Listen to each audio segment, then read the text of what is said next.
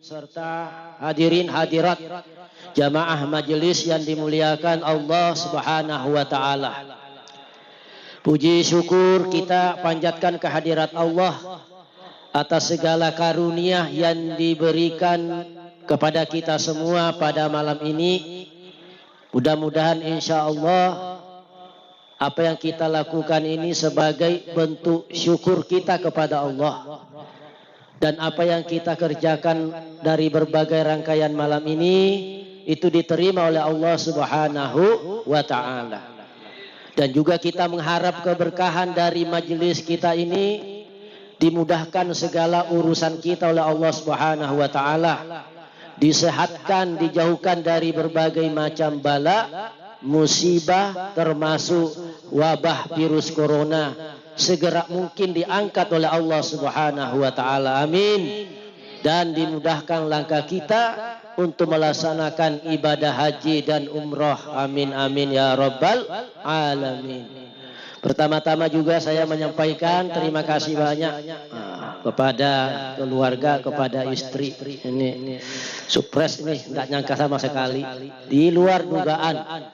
Ya, di luar dugaan ya Allah, mudah-mudahan istri tercinta sehat walafiat, panjang umurnya juga, senantiasa mendampingi di dalam mengarungi rumah tangga untuk mendidik, membesarkan anak, dan juga mungkin bisa bersama-sama di dalam melaksanakan dakwah ya, majelis kita ini semua.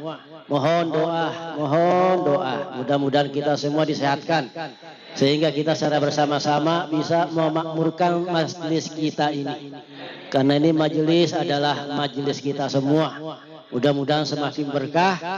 Ya, semakin berkah itu bisa walaupun jumlahnya tidak seberapa, tapi keberkahannya oleh Allah diberikan manfaat, diberikan ketenangan, dan juga diberikan siadah. Jadi sampai bertambah. Itu namanya berkah. Jadi mudah-mudahan kita semua, harapan kita ya sehat dan kita bina majelis ini sama-sama. Ini majelis bukan miliknya Abi, bukan miliknya Ulun, milik kita semua. Sehingga untuk memakmurkannya adalah kita bersama-sama. Alhamdulillah. Nah baik, tetap sebagaimana biasanya kita menyambung daripada taklim kita, bahwa pada pertemuan lalu kita bahas masalah apa itu sholat tarawih. Nah, tarawih, tapi ya kita persingkat aja ya, karena masih agak lumayan jauh. Kita sambung kepada sholat taubah. Sholat taubah. Nah, satu riwayat dari an Abi Bakar radhiyallahu anhu qol, dari Abu Bakar radhiyallahu anhu qala, di mana Abu Bakar radhiyallahu an itu menyatakan, apa kata beliau?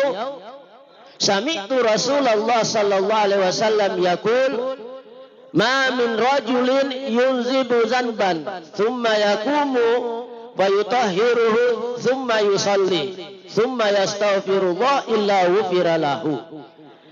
Bahwa kata Sayyidina Abu Bakar As-Siddiq, ya ibu bapak, Sayyidina Abu Bakar ini adalah sahabat Nabi, cuma beda umurnya 3 tahun. Ya. Jadi sahabat sekaligus teman bisnis, rekan bisnis, dan umurnya cuma beda 3 tahun. Rasulullah wafat umur 63, Abu Bakar As-Siddiq juga wafat umur 63. Sama, kurang lebih sama. Nah, beliau inilah yang menyatakan bahwa tiadalah seorang laki-laki, dalam riwayat lain, mamin abdin, tiadalah dari seorang hamba, yunzibu zanban, yang telah melakukan dosa, baik itu dosa kecil ataupun dosa besar, summa yakumu, kemudian ia berdiri. Lah, artinya berdiri untuk apa? Fayutahhiruhu, membersihkan diri. Artinya ada seorang, kalau kita mau kupas secara luas, bahwa tiadalah seorang laki-laki atau seorang hamba yang berdosa, dosanya itu dosa kecil atau dosa besar. Kemudian ia tersadarkan dari apa yang sudah dilakukan. Maka yang mereka lakukan adalah fayutahhiruhu, dia membersihkan dirinya. Membersihkan dirinya itu ada dua. Satu, membersihkan dirinya dengan mandi. Nah, inilah yang disebut dengan mandi taubat. Ada kita biasa mengistilahkan itu mandi taubat. Ini orangnya sudah berbuat maksiat, ini orangnya sadar, akhirnya bertaubat, maka disarankan mandi dulu. Kalaupun bukan mandi, wa yutahhiru ini adalah berwudu. Nah, itu berwudu, mensucikan diri dengan berwudu. Tsumma yusolli, kemudian sholat. Sholat ini ada dua. Satu bisa 4 rakaat, silakan. Mau 2 rakaat juga boleh. Yang penting namanya sholat taubat. Biasa ada ngajak-ngajak, ayo kita sholat taubat. Kenapa ini perlu untuk kita melakukannya? Ya karena memang manusia ini tempatnya salah. Al-insanu mahallul khoto'i wan nisyan. Manusia itu adalah tempatnya salah dan lupa. Nah kemudian kita bertaubat, sadar tuh, nah, mau kembali. Taubat itu dari kata-kata taba. Taba itu artinya kembali. Kembali kepada apa? Kembali kepada fitrah. Manusia pada hakikatnya awalnya itu adalah fitrah, suci, bersih, nggak ada dosa, laksana kertas putih. Cobain bayi. Bayi itu lahir, ya. Bayi lahir, nggak ada dosa yang dia bawa. Dia bawa kan nggak ada tuh dosanya itu. Jadi kalau misalnya bayi, walaupun dia ketawa, cantik dilihat, ya, nggak ada giginya. Ya Bu ya. Kalau orang bayi itu kenapa? Karena nggak dosa. Coba yang sudah dewasa nggak ada giginya ketawa. Lain itu, lain tanggapan kita. Kalau bayi enak dilihat. Itu bayi, laksana bayi. Jadi manusia pada dasarnya putih, bersih, tapi begitu dia gede, dewasa dan seterusnya bermacam-macam tingkahnya. Bermacam-macam perilakunya. Masing-masing ini nah, kalau kita mau jujur, ambil kertas, ingatin semua kesalahannya. Itu bisa berlembar-lembar itu. Mulai dari kapan? Mulai dari mana? Nah, jadi sama suami, sama istri, ya. Gara-gara istri langsung live di sini, maka live juga ulun katakan mohon maaf apabila ada kesalahan selama ini, wahai istriku yang tercinta. Ya itu ya sudah hidup kita itu. Ya Allah. Nah, sadari kita sama-sama, kita bertaubat kepada Allah bahwa dengan cara apa? Dengan cara bersuci, mandi ataupun berwudu, tsumma yusolli, salat 2 rakaat. Waktu kapan? Terserah. Mau di hari pagi, mau di siang hari, mau di malam hari, itu boleh, ataupun di tengah malam. Nah, manalah yang paling khusyuk? Mana yang membuat Anda atau kita tenang? Tsumma yastaghfirullah, kemudian ia beristighfar kepada Allah, bermohon ampun kepada Allah. Ghufira lahu, diampuni oleh Allah Subhanahu wa taala. Ini yang biasa ulun pesankan, enggak usah khawatir lah kalau memang kita ini sudah bertaubat, enggak usah lagi berpikir panjang bahwa apakah Allah mengabulkan atau tidak. Yakin dan percayalah apabila kita penuhi, kita bersuci, kita sholat, kemudian beristighfar, nah maka Allah Subhanahu wa taala mengampuninya. Nah, Tsumma qara'a hadzal ayah. Artinya setelah itu Rasulullah SAW menyatakan begini. Walladzina idza fa'alu fahishatan aw zalamu anfusahum, orang-orang yang berbuat fahisyah. Fahisyah itu berbuat maksiat, berbuat dosa. Kemudian ataupun dia zalim kepada diri mereka. Nih, bagaimana cara menzalimi kita? Nih. Bagaimana cara menzalimi kepada diri kita? Sementara kemana-mana pakai mobil. Sementara kemana-mana tersenyum ketawa. Sementara kemana-mana enjoy aja. Kok bisa dikatakan menzalimi dirinya? Nah, yang dimaksud zalim kepada dirinya adalah ketika ia tidak menunaikan kewajiban dirinya kepada Allah Subhanahu wa taala. Dia tidak sholat, dia tidak puasa, dia tidak zakat kalau mampu, dia tidak haji kalau mampu. Ini zalim kepada dirinya. Kenapa? Karena wajib dipenuhi. Jadi walaupun selama ini kita merasa nggak bersalah sama orang, tapi kita bersalah sama Allah, wajib untuk kita bertaubat kepada Allah Subhanahu wa taala. Amin. Maka dari itu ya mudah-mudahanlah hadir di majelis ini ya kita dapat namanya tuh siraman lah, disirami lagi. Ya nggak tahu kalau besok kayak apa lagi ya. Pokoknya malam ini aman kita ini. Lah, istighfar kita bermohon ampun diampuni oleh Allah Subhanahu wa taala.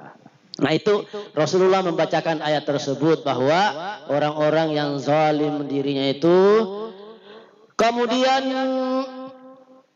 fastaghfiruh lidzunubihim, ini ayat ini, kemudian maka mereka beristighfar atas dosa-dosa mereka. Wa may yaghfiru dzunuba illallah, bahwa siapa yang beristighfar dengan dosa-dosanya itu maka Allah Subhanahu wa taala mengampuninya. Ya. Jadi mudah-mudahan kita memanfaatkan waktu ini lah beristighfar kepada Allah, bertaubat kepada Allah Subhanahu wa taala. Kecil, besar, sengaja atau tidak sengaja itu tidak ada yang hilang. Ya, tidak ada yang hilang. Yang selama ini kita kerjakan, dosa-dosa yang kita kerjakan tidak ada yang hilang. Ada semua tercatat oleh malaikat rakib dan atid. Nah, itu tidak ada yang hilang.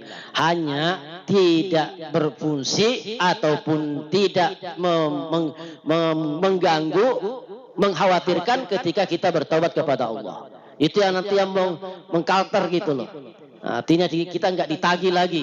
Kalau seandainya kita betul-betul taubat kepada Allah Subhanahu wa taala.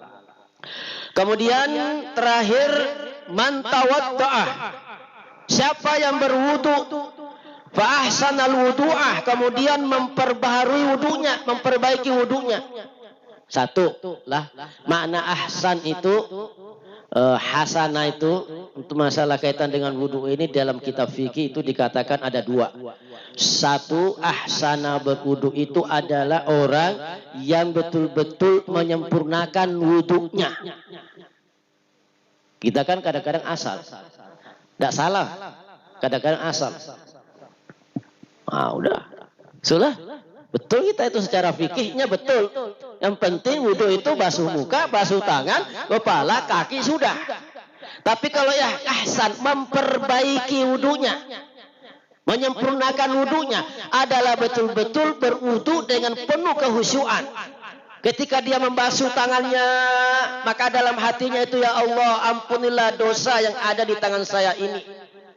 Ketika yang membasuh muka, ya Allah ampunilah dosa mata, dosa mulut, dosa hidung. Ya kan? Itu diniatkan.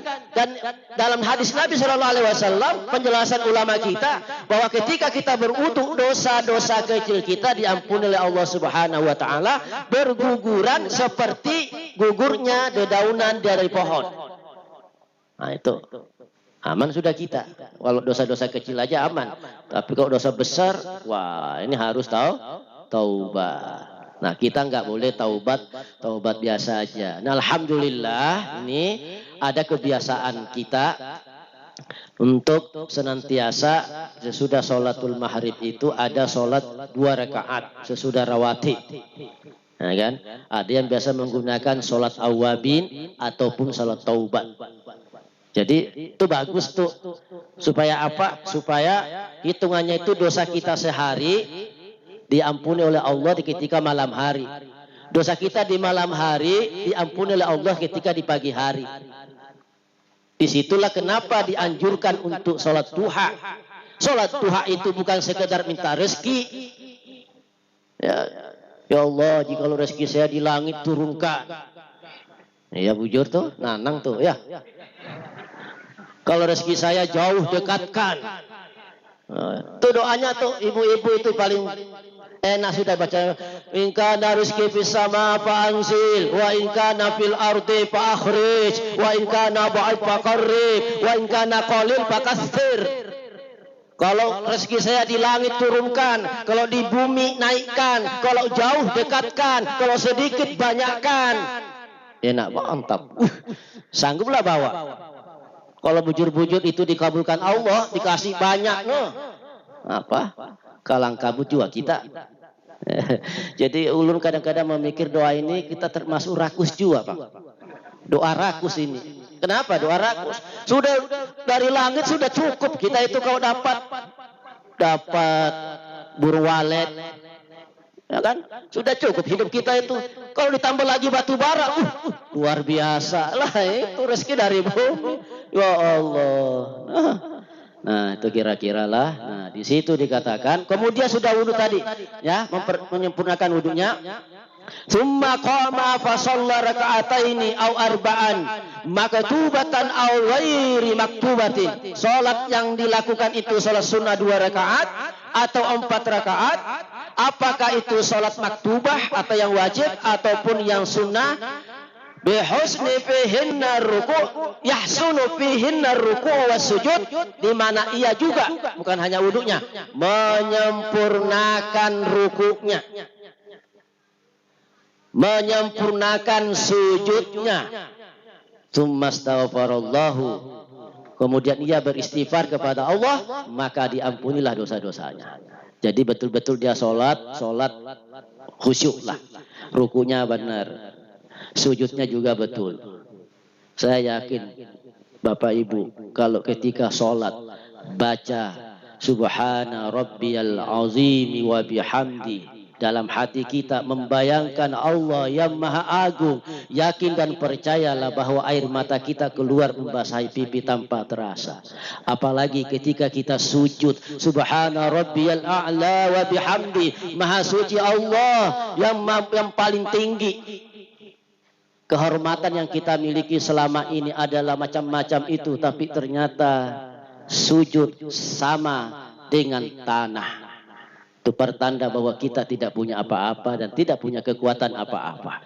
Kita kembalikan kepada Allah Subhanahu wa